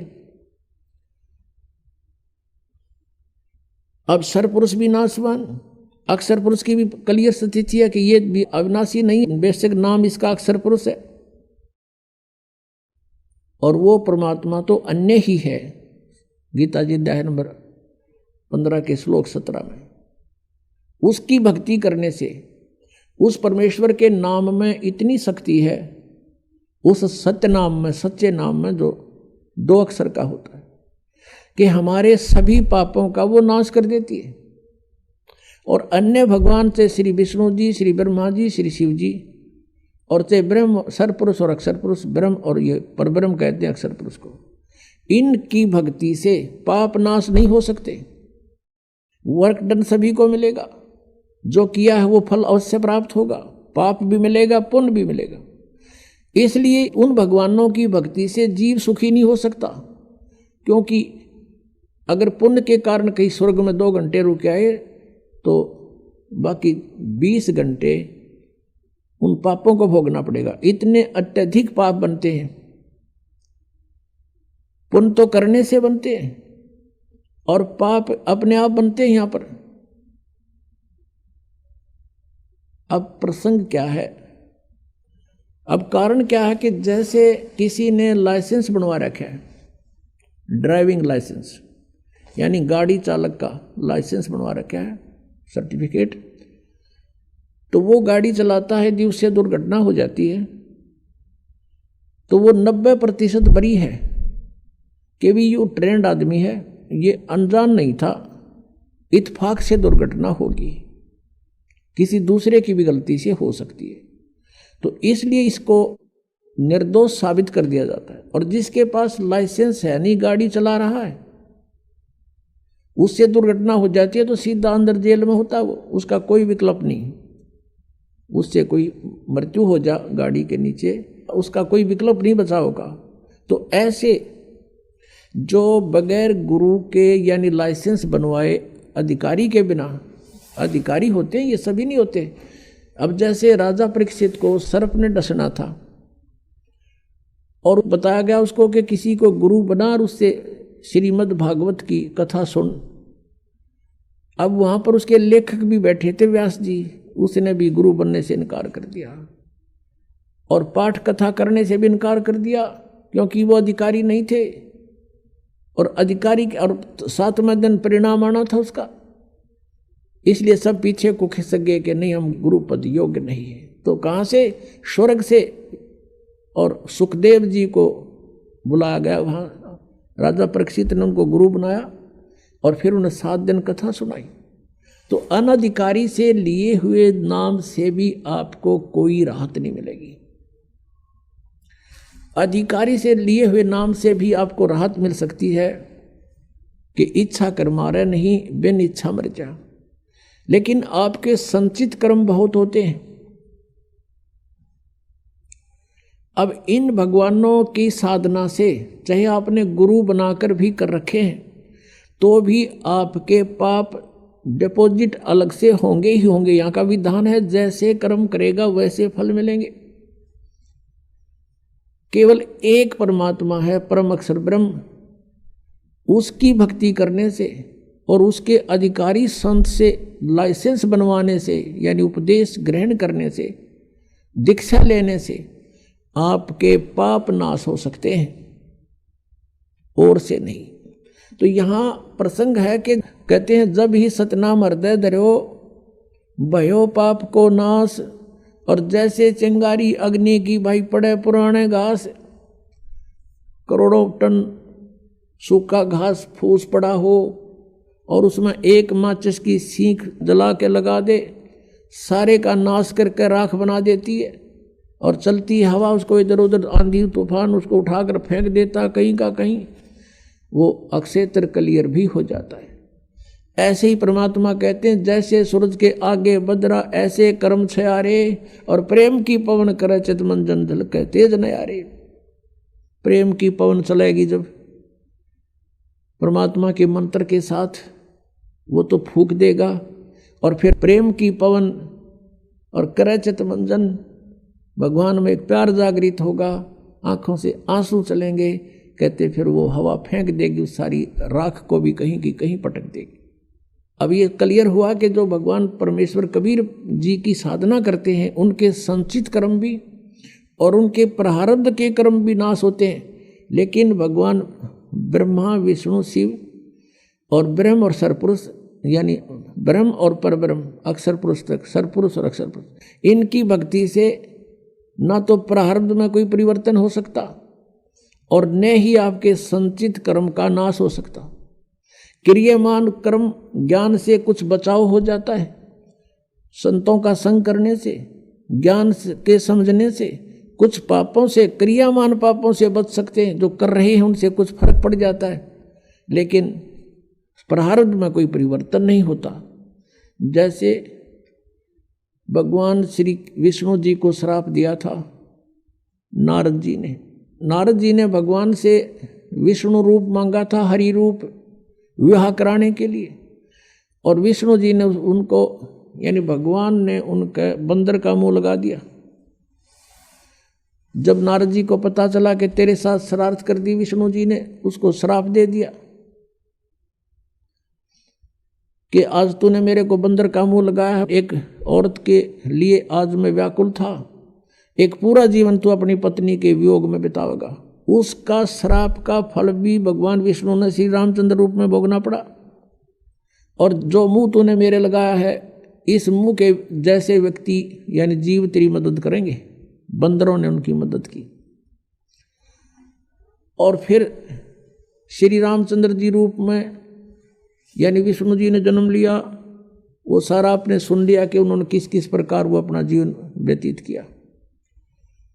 और जैसे ये भी आपने सुन लिया कि उन्होंने बाली को मारा था, वो उनके प्रारब्ध में लिख दिया गया, तो उसका बदला भी उन्होंने भोग कर ही पूरा करना पड़ा। वो उसको नाश नहीं कर सके, अपने प्रारब्ध के पाप कर्म को भी नाश नहीं कर सके,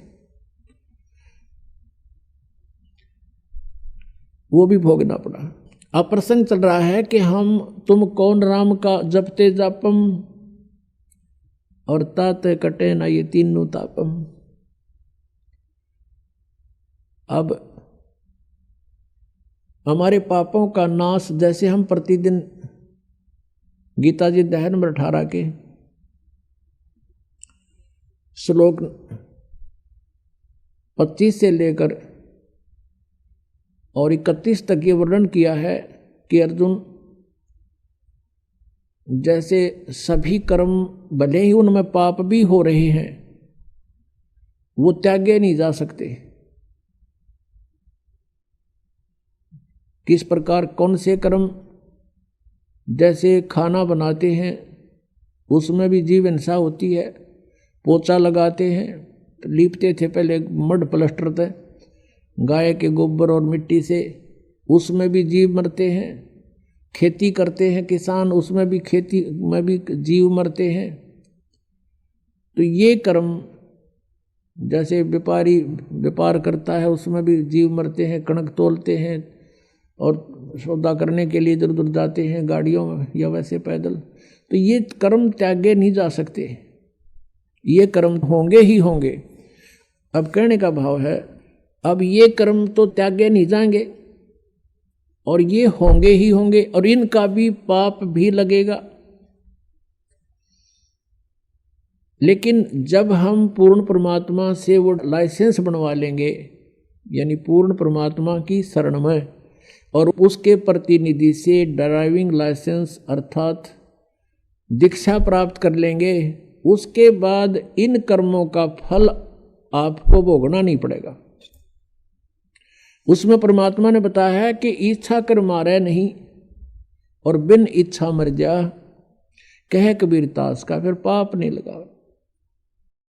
हम अपने उद्देश्य को लेकर के सफर कर रहे हैं।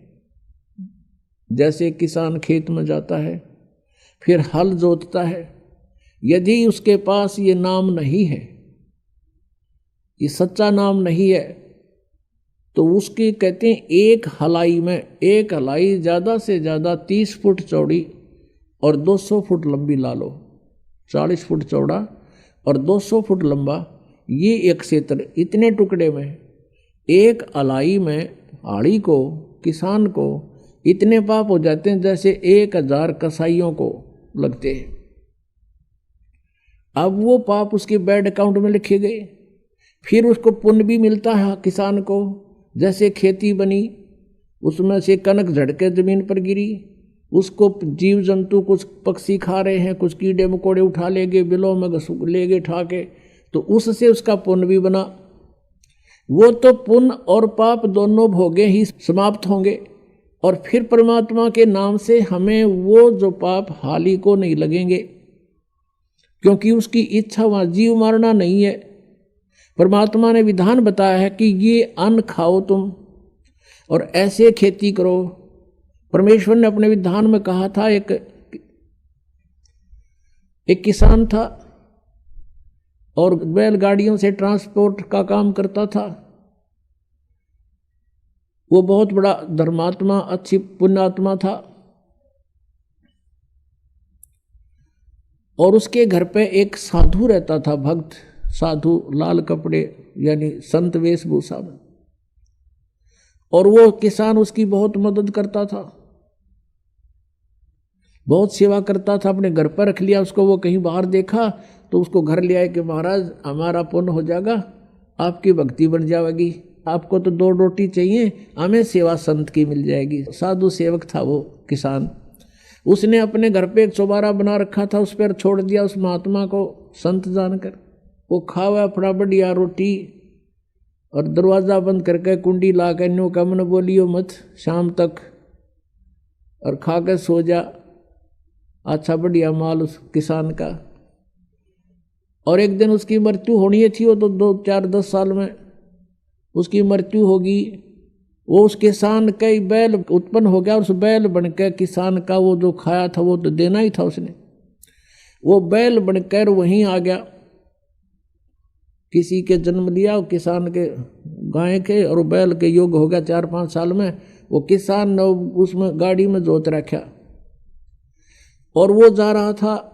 जैसे पुण्यात्मा परमेश्वर कबीर देव जी की महिमा चारों वेद बताते हैं। वो परमात्मा अपने सतलोक में रहता है, वहाँ से गति करके नीचे पृथ्वी पर आता है, अच्छी आत्माओं को मिलता है, उनको ज्ञान देता है। उस ज्ञान से परिचित वो पुण्यात्माएं फिर परमेश्वर की महिमा का गुणगान करते हैं। उनमें से एक आदरणीय गरीबदास साहिब जी गांव छुरानी जिला झज्जर वाले थे। ये बेरी गांव का किसान था, जिसके विषय में ये दास बता रहा है कि बेरी गांव है जिला झज्जर में, रोहतक से 20 किलोमीटर होगी लगभग।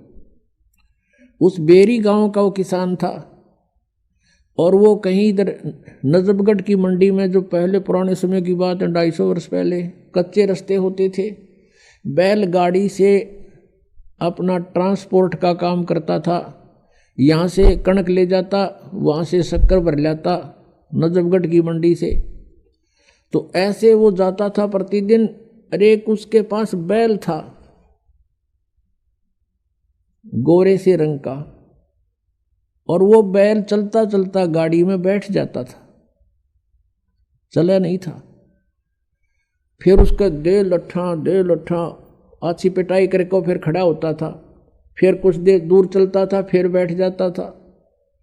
एक दिन ऐसे ही करते करता वो नजफगढ़ की मंडी से आ रहा था, और सुबह सुबह गरीबदास जी उसी रास्ते पर बनी हुई एक कुएं पर स्नान कर रहे थे।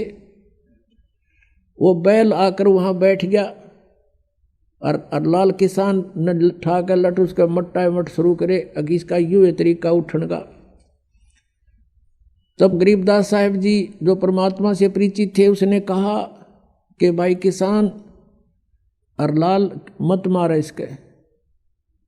क्या करूं भाई भगत, इसने तो मेरा लहू पी लिया है। 1 किलोमीटर चल है, आध घंटे बैठा रहे है, फिर न ठावा तो लट लुट मार के ठावे हैं, इसने तंग कर लिया। अब क्या हुआ, गरीबदास जी उठे, अग भाई मारे मत इस पशु के, डट जा, रुक जा। अब गरीबदास जी ने जाके कान में उसका कुछ फूंक सी मारी, क्योंकि वो तो परमात्मा से परिचित हो चुके थे। गरीबदास जी कहते हैं परमात्मा से मिलकर, परमात्मा के टच होने से, परमात्मा के ज्ञान से परिचित होने से, परमात्मा की कृपा से उनमें शक्ति आ जाती है। और दिव्य दृष्टि गरीबदास जी की परमात्मा ने खोल रखी थी। अब उसके कान में गरीबदास जी ने कुछ बोला, बैल एकदम खड़ा हो गया और कह दिया, भाई अकी मारिए मत इसके, ये रुकेगा नहीं।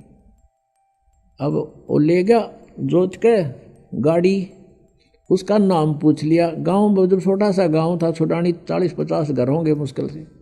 क्या नाम है आपका? कि गरीबदास नाम है मेरा भाई, और बलराम मेरे बाप का नाम है। अब वो बैल डटा नहीं डटा, वो तो जाकर पहुंच गया वहां पर। अगले दिन फिर 2-4 दिन के बाद फिर वापस चला, वो उसी तरह चले। अब सरलाल ने सोचा, भाई यू आदमी कौन था, इसने के मंत्र मार दिया इस बैल के, यू तो सिद्ध पुरुष दिखा, कोई साधुओं की भूख उसने थी। उसने गांव में आकर पूछा, उसी रास्ते में पड़े था, कि भाई गरीबदास नाम का है, बलराम का एक गरीबदास है, उसका घर किस है? तो वो गरीबदास जी का कोई शिष्य मिल गया उसने। तो वो बोला, भाई वो आम आदमी को नहीं, वो तो परमात्मा समझ लो उन्नत है, भगवान मिले थे और संत है, वो आम आदमी नहीं है। ने बोला, भाई जब बात या बात बनी, कहने लगा मैंने उसे दर्शन तक कराओ, कहाँ है उसका घर बता दिया कि वो सामने में ले चलता हूँ। वो शिष्य लेकर गया, शिष्य ने प्रणाम किया और लाल ने प्रणाम किया। उसने देखा ऐसा बुढ़ा ठोठ ही बोलो तो मठ, यो आज खखा ठहरा, मेरी तो जीवन बदल दिया। ना तो रोज बिरान माटी हो रही थी, 3 दिन का काम 1 हफ्ते में करे था यो।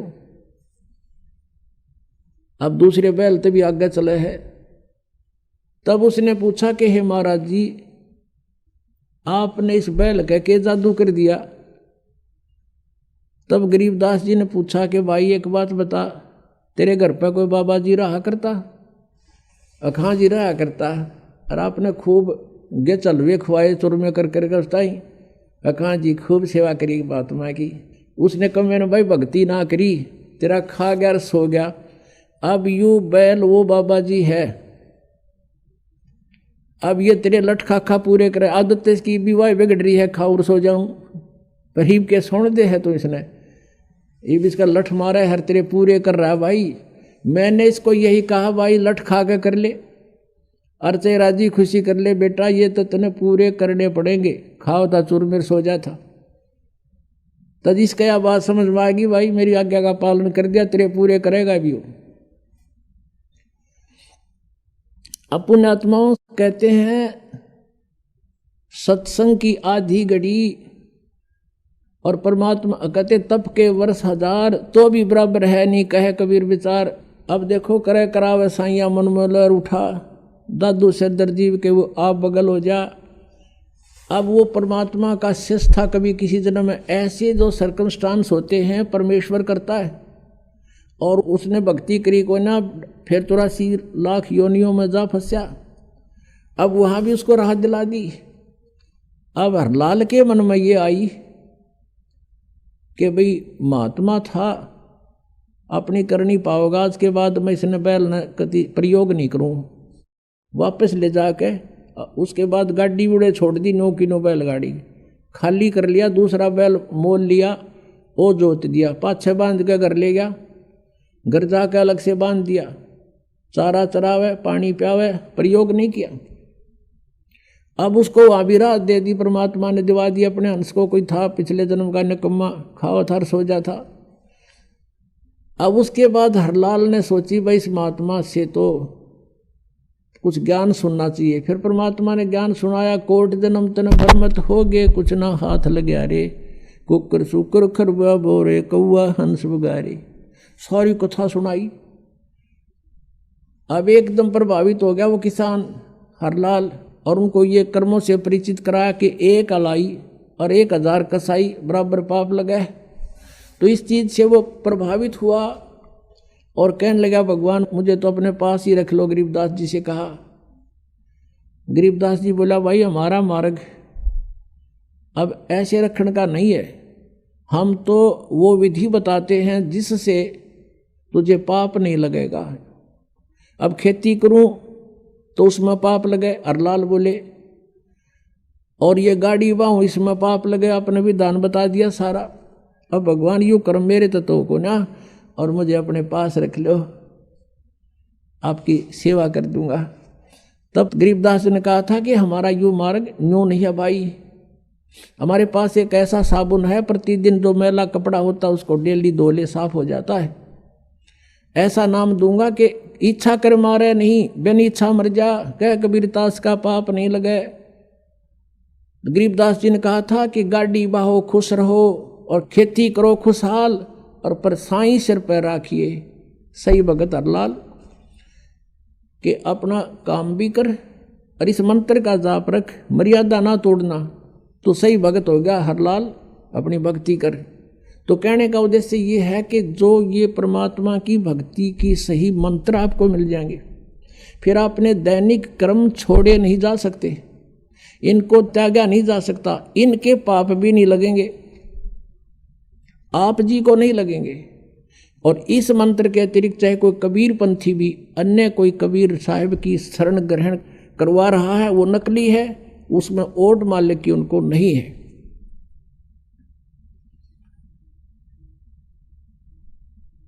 तो प्रसंग चल रहा है कि किस परमात्मा की भक्ति हम करें और कौन से भगवान से हमें पूर्ण राहत मिलेगी। तो ऐसे जो साधना आपने देखी, भगवान विष्णु, भगवान ब्रह्मा, भगवान शिव जी की साधना, और उनकी आप पे दुर्गति, आप ही कर्मों के फल को उन्होंने भोगना पड़ता है। तो इनके उपासकों को क्या राहत मिलेगी, अंडरस्टूड है। ब्रह्म के बारे में आपको बता दिया कि ब्रह्म का ओ मंत्र है, और ब्रह्म केवल 21 ब्रह्मांड का स्वामी है, यह सरपुरुष है, इसको ज्योत निरंजन भी कहते हैं। इसकी भी मृत्यु होती है, इसके अंतर्गत जितने भी प्राणी हैं ये भी स्थिर नहीं है। और जब तक जन्म और मृत्यु है, जीव को सुख नहीं हो सकता, परम शांति नहीं हो सकती। अक्षर पुरुष ये 7 संघ ब्रह्मांड का स्वामी है, 7 संघ ब्रह्मांड का, और इसकी भी जन्म मृत्यु होती है। इसके अंतर्गत सभी प्राणी भी नाशवान है, भले उनकी आयु लंबी है और सभी योनियां उनको भोगनी पड़ती है। और इनके अंतर्गत अक्षर पुरुष को भी इष्ट मानकर, यानी परब्रह्म को भी इष्ट मानकर जो साधना करना चाहता है वो भी परम शांति को प्राप्त नहीं हो सकता। केवल परम अक्षर ब्रह्म, परम अक्षर पुरुष, उस परमात्मा की भक्ति और उसी के नुमाइंदे परम संत से लेकर जो करेगा उसको सब लाभ।